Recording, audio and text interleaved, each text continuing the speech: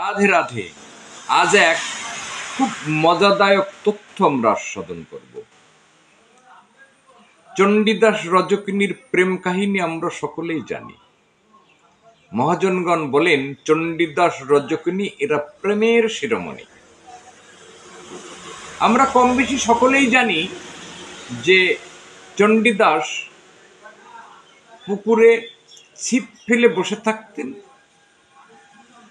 আর পুকুরের ওপারে রজকিনী নামক এক ধোপানি নারী সে ওখানে কাপড় ধুতে আসত। 12 বছর চণ্ডীদাস ছিপ ফেলে বসে আছে, 12 বছর অতিক্রান্ত হয়েছে। তো চণ্ডীদাসের কাছে রজকিনী জিজ্ঞাসা করছে, প্রভু মাছ কি পেয়েছ?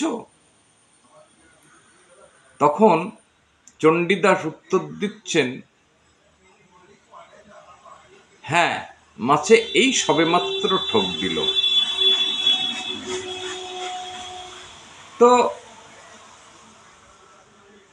এখানেই এক গুচ্ছ তত্ত্ব আস্বাদন করা যায়। মৎস্য ধরার মন্ত্র আগে জানতে হয়, তারপর মৎস্য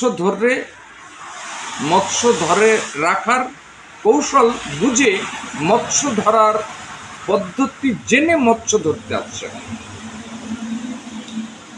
মহাজনগণ বললেন, প্রেম পুকুরে মাছ ধরতে অনেক কিছু লাগে। আত্মশুদ্ধি মন্ত্রের আধার দাও ফেলে আগে, অনুরাগের ছিপ দ্বারা আসক্তির সুতে, মহাভাবের ছিপ ফেলে লালসার টোপ দাও গেথে। একনিষ্ঠভাবে থাকো নিরিখ দিয়া, নিষ্কাম প্রেমের মৎস্য আসিয়া দিবে ঠোক দিয়া। একনিষ্ঠভাবে থাকো নিরিখ দিয়া, নিষ্কাম প্রেমের মৎস্য ঠোক দিবে আসিয়া। অনুরাগের ছিপ দিয়ে মারো টান, তখন মৎস্য ধরার হবে অবসান। মৎস্য ধরিতে যদি থাকে মতি, সর্ব আগ্রে রক্ষা করো বীর্যসহ রতি মতি জ্যোতি। মৎস্য ধরিতে যদি থাকে মতি, সর্ব অগ্রে জানতে হবে তোমাকে পরক্রিয়া রতি। পরক্রিয়া রতি কিবা তার আচরণ, দেহের অমৃত বিষেতে যে পারে মিশাতে, সে পায় এই অমূল্য ধন। পদ্ম অধিষ্ঠান তাহে অধিষ্ঠান কন্দর্প বলিয়া নিজে, সাধকের মন করে উচ্চাটন কামের কামিনী খোঁজে।